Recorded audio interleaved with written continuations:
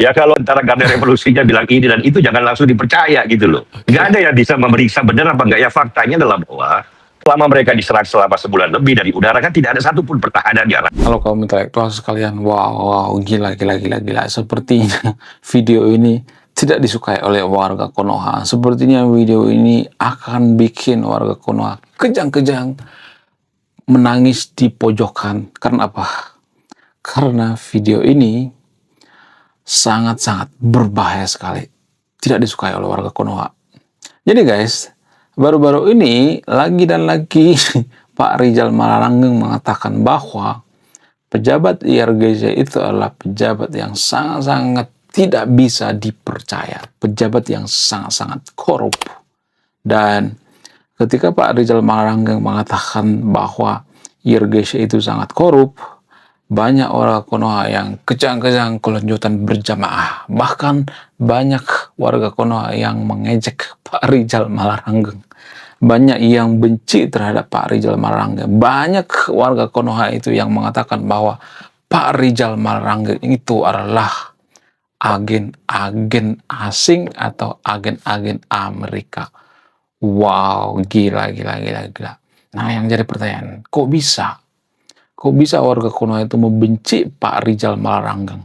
Padahal Pak Rizal Malarangeng itu asli pribumi, orang Indonesia tulen ya, kemudian beragama Muslim ya. Lalu banyak warga Konoha menuding bahwa Pak Rizal Malarangeng ini adalah oten. Ada banyak warga Konoha mengatakan seperti itu ya. Karena apa? Karena kalau kita perhatikan di Google, kalau kita ketik, nanti ketik sendiri ya, saya tidak asal mangap ya, ini berdasarkan riset guys. Kalau kita ketik nama Pak Rizal Malarangeng, pasti ya di urutan kedua atau urutan ketiga, pasti ada agama di belakangnya. Karena apa? Karena kita menilai seseorang itu berdasarkan agamanya. Jadi kalau beda agama dengan kita, biasanya kita akan mencurigai. Itu sudah rahasia umum guys. Saya harus belak-belakan di video ini. Kenapa warga Konoha itu selalu peduli dengan agama seseorang? Kenapa warga Konoha itu selalu mencari tahu agama seseorang? Apa alasannya? Alasannya itu karena kita berpikir kalau seagama dengan kita, oh itu bukan musuh. Oh itu teman kita. Ya, kalau berbeda agama dengan kita, maka ya dalam pikiran mereka itu kita dianggap musuh gitu ya, berbeda gitu ya. Jadi dalam hal ini ya, menurut keyakinan saya, justru agama itu mengkotak-kotakkan kita, iya kan? Apakah ini ada hubungan dengan agama? Sangat berhubungan. Kenapa kita membela Iran? Ya karena Iran beragama Muslim, ya kan? Walaupun Muslim Syiah. Kenapa kita membela Iran? Karena musuh mereka itu satu musuh dengan kita, Amerika dan Israel. Ya karena warga Konoha itu punya musuh bernama Israel dan Amerika. Kalau musuh daripada Iran itu agama lain, agama Buddha, agama Hindu, Konghucu dan sebagainya, kita nggak bakal peduli kok. Nggak akan peduli. Bahkan kita ngata-ngatain Iran itu Syiah, apalah segala macam gitu. Jadi kebetulan Iran dengan kita itu satu musuh. Makanya kita membela Iran. Jadi kalau Kim Jong-un yang ateis sekalipun, nggak percaya dengan Tuhan, nggak pernah sholat, nggak pernah gereja, bahkan dia benci dengan kitab suci, ya dia melarang kitab suci. Kalau dia perang dengan Amerika, maka kita akan membela Kim Jong-un. Saya bisa pastikan 100% itu. Kenapa? Ya karena kita punya musuh yang sama. Jadi warga Konoha itu pemikiran itu masih primitif sekali. Ya, ini yang bikin negara kita susah maju. Makanya saya bikin ya, konten ini karena apa? Karena ya ini sangat berbahaya sekali ya. Kenapa kita nggak maju itu karena apa? Karena pola pikir kita ada yang salah gitu. Karena persepsi kita ada yang salah. Kalau pola pikir kita selama ini benar, maka kita sudah jadi negara maju. Kenapa kita tidak jadi negara maju? Apa alasannya? Ya karena ada yang salah dengan pola pikir kita. Nah, pola pikir seperti apa yang salah di Konoha? Ya, yang pertama seperti yang saya katakan tadi itu, kita tuh selalu menganggap bahwa yang beda agama dengan kita itu adalah musuh. Kita punya pikiran bahwa, enggak semuanya tapi ya, rata-rata warga Konoha berpikir bahwa kalau beda dengan kita, maka ini adalah musuh. Kalau beda dengan kepercayaan kita, ini adalah musuh. Nggak semuanya tapi ya, disclaimer only. Tapi dalam alam bawah sadar warga Konoha rata-rata berpikir seperti itu kok. Walaupun tidak semuanya seperti itu, rata-rata seperti itu kok. Ya, dan saya alami sendiri karena saya beragama minoritas. Makanya saya merasakan gitu. Jadi ya kita bisa merasakan prinsip daripada agama mayoritas di Konoha kan. Ya, yang menganut agama mayoritas di Konoha itu ya rata-rata kalau kita minoritas tuh ya kita dipandang sebelah mata. Oh, kayaknya ancaman. Oh, ini kristenisasi. Oh, ini hinduisasi. Ini ateisasi. Oh, ini agnostisasi. Ya, pokoknya macam-macam gitu ya. Jadi kita itu selalu menciptakan musuh-musuh ilusi. Sehingga apa? Sehingga kita susah jadi negara maju. Kalau pola pikir kita selama ini benar, kita sudah jadi negara maju. Itu artinya ada yang salah dengan pola pikir kita. Nah, yang jadi pertanyaan, kenapa kita membenci Pak Rizal Malarangeng? Apa alasannya? Apakah karena dia salah? Apakah karena kita tidak suka dengan prinsip daripada Pak Rizal Malarangeng? Apakah karena dia jujur? Apakah karena dia bicara by data? Bagaimana fakta yang sebenarnya? Kemudian, kenapa kita itu selalu berpikir yang beda agama dengan kita itu ancaman? Kenapa? Ya, ini harus diselesaikan dulu ya. Nggak semuanya tapi ya, disclaimer only. Tapi ada prinsip atau pola pikir di Konoha yang mengatakan bahwa kalau kita beda dengan beda agama dengan orang lain, kita dianggap sebagai ancaman. Padahal yang satu agama dengan kita juga bisa jadi ancaman. Jadi yang paling utama itu karakter. Nah, yang jadi pertanyaan, dari mana prinsip ini muncul? Kenapa kita membenci Pak Rizal Malarangeng? Dari mana semua ini muncul? Jadi ada satu sumber dari semua ini. Apa itu? Saya akan bongkar di video ini ya. Dan ini sangat-sangat sensitif sekali. Ini sangat berbahaya sekali. Kalau saya bongkar ini, maka warga Konoha akan banyak yang kejang-kejang, kesurupan berjamaah. Akan banyak warga Konoha yang menangis darah. Apa itu faktanya?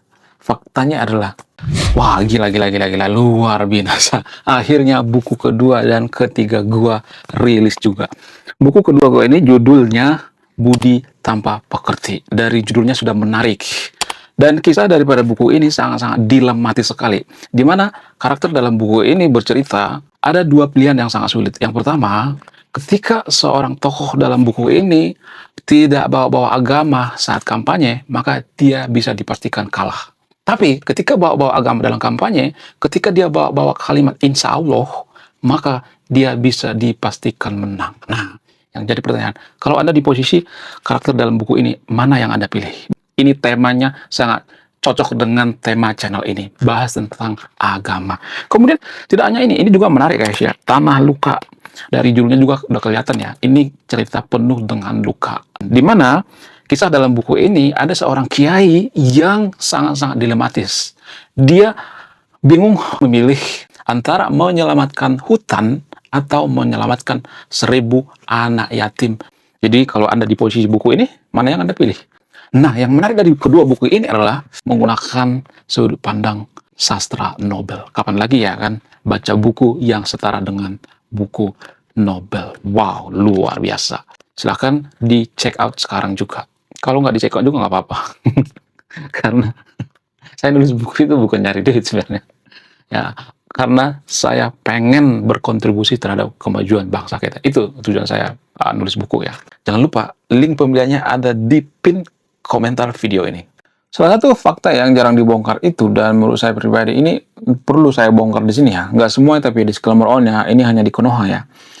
Ini dipengaruhi oleh kisah-kisah dalam kitab suci kita. Jadi kalau di kisah-kisah dalam kitab suci kita itu mengatakan bahwa misalnya Yahudi itu jahat, ya kemudian Nasrani itu jahat, kemudian ada kisah-kisah misalnya nih ya, kisah-kisah dalam kitab suci agama tertentu di Konoha mengatakan bahwa ya Yahudi itu jahat, ya Yahudi itu laknat, ya mereka itu sering berkhianat, bla bla bla.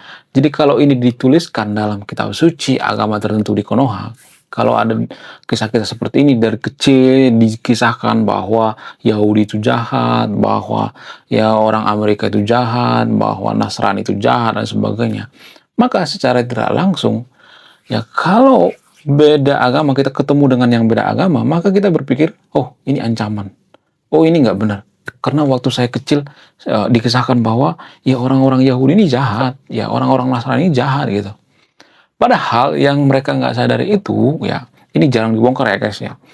Kalian beruntung nonton video ini. Jadi gini, yang mereka jarang sadari itu ya pembenci-benci Amerika, Israel dan sebagainya. Saya bukan pembela Israel atau anti-anti Barat di sini ya. Saya benar-benar netral ya. Kalau benar ya benar, kalau salah salah gitu. Jadi gini, guys. Suku, komunitas, negara atau bangsa apapun itu pasti pernah melakukan kejahatan. Pasti ya. Karena apa? Karena itu tidak bisa lepas. Karena di setiap suku itu ada orang jahat, ada orang baik. Contoh misalnya, kalau kita perang dengan Timur Leste misalnya, Konoha perang dengan Timur Leste, lalu Timur Leste menuliskan perang ini di kitab suci mereka. Yang terjadi apa? Ya bisa aja kita jahat di kitab suci mereka kan. Ini hanya contoh ya. Nah itu yang jadi permasalahan. Harusnya di kitab suci itu nggak boleh ada kisah-kisah perang dituliskan. Karena apa? Karena kalau misalnya nih kita menuliskan contoh misalnya nih, kita menuliskan bahwa warga Konoha itu jahat. Dulu mereka pernah menjajah kita, dulu pernah mereka berkhianat, ya bla bla. Ya, jadi kalau ini dituliskan dalam kitab suci, maka ini semacam doktrin, dogma. Jadi sehingga ya ketika kita bertemu dengan warga Konoha, oh ini ancaman, oh ini dulu pernah melakukan kejahatan, oh ini pengkhianat dan sebagainya. Padahal semua negara seperti itu kok, semua bangsa seperti itu, semua suku seperti itu, ya semua suku seperti itu. Ada pasti pengkhianat, ada yang baik, ada yang jahat, ada di semua suku. Tapi permasalahannya warga Konoha itu, ya mereka menganut tradisi dalam beragama yang mengkisahkan tentang ya suku tertentu jahat gitu. Ini nggak boleh. Ini sangat tidak sehat ya. Dari situ tuh awalnya. Sumbernya dari situ. Kalau saya mengatakan, oh Amerika itu jahat menjajah Iran, menjajah negara lain dan sebagainya. Guys, ya kalau kita mau bongkar di sini buka-bukaan, emang Ottoman nggak punya jajahan? Turki Utsmani nggak punya jajahan? Punya kok. Ya, cuma kita kan menutupi itu gitu ya. Kita nggak pernah membongkar itu. Karena apa? Karena ya kita nggak jujur gitu. Kalau bisa mengatakan, oh Israel itu jahat, oh Israel itu menjajah Palestina dan sebagainya. Ya, padahal mereka tidak pernah berpikir bahwa banyak kok orang Palestina yang kerja di Israel. Air bersih berasal dari Israel. Kemudian listriknya berasal dari Israel. Ya, kalau semuanya dari Israel, ya pantasan mereka dijajah gitu. Kita dijajah itu karena apa? Karena kebodohan kita. Kenapa kita dijajah oleh Belanda? Ya karena kita bodoh. Kalau kita cerdas, kitalah yang menjajah Belanda. Ya, bukan berarti saya nyuruh yang Soviet untuk menjajah. Itu intinya. Kita tidak mungkin dijajah kalau kita cerdas. Nggak mungkin. Karena kita bodoh, makanya kita dijajah. Itu fakta yang tidak bisa dibantah guys. Tapi kalau saya ngomong seperti ini, nanti pasti saya akan dikata-katain anti-anti asing. Oh kamu itu sama-sama Pak Rizal Malaranggang. Oh kamu itu agen-agen Amerika. Ya, jadi kalau kita berbeda pendapat itu, warga Konoha itu sangat membenci. Saya melihat ya Pak Rizal Malaranggang ini adalah kaum intelektual. Jadi kaum intelektual itu sering dimusuhi. Karena apa? Karena kaum intelektual ini ngomong apa adanya, ngomong yang jujur. Ada banyak kaum intelektual di Konoha yang dibunuh hanya karena dia jujur. Seperti Tan Malaka misalnya, Bapak Republik Konoha. Tan Malaka itu dihabisi oleh tentara Konoha. Kenapa? Karena dia jujur, karena dia mengkritik dogma, karena dia mengkritik doktrin-doktrin. Sehingga apa? Sehingga dia dianggap ancaman, sehingga dia dianggap melawan Tuhan. Jadi sangat berbahaya. Negara yang sedikit-sedikit bawa agama, sedikit-sedikit bawa doktrin, nggak akan bisa jadi negara maju. Nggak bakal. Coba sebutkan satu saja negara maju di dunia ini yang bawa agama, dikit-dikit bawa agama. Nggak ada. Nggak ada guys. Kalau misalnya mengatakan, oh Arab Saudi itu sekarang udah mulai sekuler guys. Di Arab Saudi sekarang sudah banyak orang yang berbikini gitu. Kemudian udah konser sudah ada ya, udah macam-macam lah. Ya wanita sudah bisa nyetir gitu ya. Kita aja yang primitif gitu ya. Jadi Arab Saudi pengen seperti Konoha, tapi Konoha pengen seperti Arab Saudi. Jadi kebalik-balik. Jadi kita tuh sebenarnya dijajah oleh doktrin. Kenapa kita membenci Amerika? Kenapa kita membenci yang mendukung Amerika seperti Pak Rizal Malaranggang? It's all about doktrin dari kecil. Ya, dari kecil kita dikatakan bahwa Israel itu jahat, ya, Yahudi itu jahat, ya. Entah kenapa gitu ya. Agama itu kan harusnya mengajarkan kebaikan-kebaikan gitu. Padahal agama mayoritas di Konoha itu kan tanpa kita sadari mereka tuh banyak kemiripan dengan Yahudi. Sunat kan itu tradisi Yahudi kan. Ini menurut data guys. Ya kalau mau bantu pakai data. Duluan Yahudi ya menggunakan sunat daripada umis yang ada di Konoha. Ya kan? Karena agama Yahudi itu kan sudah 3.000 tahun, sementara umis baru berapa ribu tahun ya. Baru ribuan tahun gitu ya, 1.000-an tahun kalau nggak salah. Jadi itu artinya kita tuh sebenarnya masyarakat yang munafik. Ya, saya tidak nyuruh yang video ini percaya dengan apa yang saya katakan, tapi mari kita berpikir. Masa iya agama kita itu membenci orang lain gitu? Masa iya kita harus membenci kaum tertentu gitu ya? Sepertinya kita itu ya orang yang hidup di goa gitu ya. Primitif gitu. Menganggap bahwa agama lain sesat, agama kita yang paling benar, kemudian menganggap bahwa agama lain ancaman. Dan saya mengalami sendiri guys, ini pengalaman saya pribadi. Ya karena saya beragama minoritas. Ya ketika saya beda pendapat ya, baru ketemu juga, ya yang pertama kan ditanya agama. Jadi keluarga Konoha itu kan tanya agama itu, ya sebenarnya tujuannya itu apa sih sebenarnya? Tujuannya itu, lu musuh apa kawan? Itu sebenarnya. Makanya di KTP ada agama. Jadi warga Konoha itu kan parnoan sebenarnya. Ya, kita tuh berhalusinasi bahwa kalau beda agama dengan kita itu ancaman gitu. Warga Konoha kan sering seperti itu ya, berpikir seperti itu. Saya alami sendiri ya. Saya tahu gitu ya. Kalau ketemu dengan warga Konoha itu, kalau tahu bahwa dulu saya agamanya minoritas, langsung tuh. Ya, langsung ya, cara pandangnya beda gitu ya. Tapi kalau kita seagama dengan mereka, beda lagi cara pandangnya gitu. Jadi ini tidak sehat bagi negara guys. Nggak sehat. Kalau seperti ini terus ya lama-lama ya Konoha jadi bubar gitu. Yang bikin bubar itu ya kelompok mayoritas, bukan minoritas. Harusnya mayoritas itu ya jangan berpikir seperti itu. Pola pikir seperti ini sebenarnya harus dihilangkan. Supaya apa? Supaya kita jadi negara maju. Karena gini guys, kalau kita berpikir bahwa seagama kita itu sebenarnya bukan ancaman, ada banyak kok yang seperti Den Aidit misalnya. Den Aidit itu kan beragama Muslim ya. Bahkan dia pintar mengaji, hafal Quran. Cek data. Saya tidak asal mengapa. Menurut keyakinan Tirto ID, Den Aidit itu atau ketua PKI itu adalah orang yang pintar mengaji.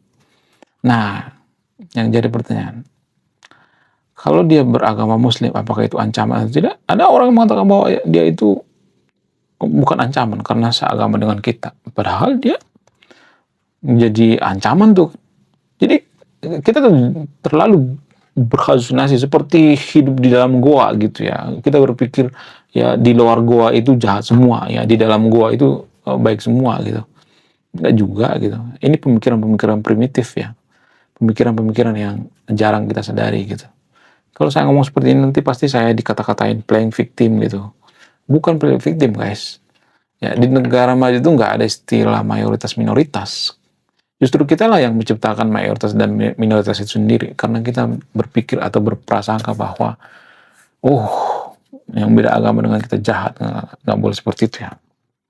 Konoha tidak boleh berpikir seperti itu. Sampai kapanpun kita pasti ada perbedaan. Ya kan, sama seperti Pak Rizal Malarangeng. Sampai kapanpun ya kita pasti ada perbedaan. Nggak mungkin. Ya, berbeda pendapat, berbeda pandangan ya. Jadi kalau pandangan daripada Pak Rizal Malarangeng ini nggak kita sukai, tapi berdasarkan data, fakta di lapangan, ya kenapa kita nggak terima gitu ya kan? Kenapa kita nggak mempertimbangkan ya kan? Kenapa kita dari awal sudah berpikir bahwa Pak Rizal Malarangeng ini adalah agen-agen asing gitu. Padahal kan itu tidak terbukti secara ilmiah. Nah, yang jadi pertanyaan, bagaimana dengan Iran? Apakah Iran ini akan bisa membalas kemenangan terhadap Amerika? No. Menurut keyakinan Pak Rizal Malarangeng, Iran ini sebenarnya sudah kacau.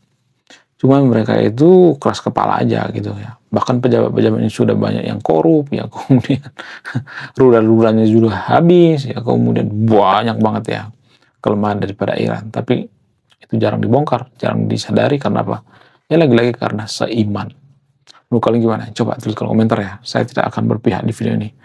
Andalah yang menyimpulkan.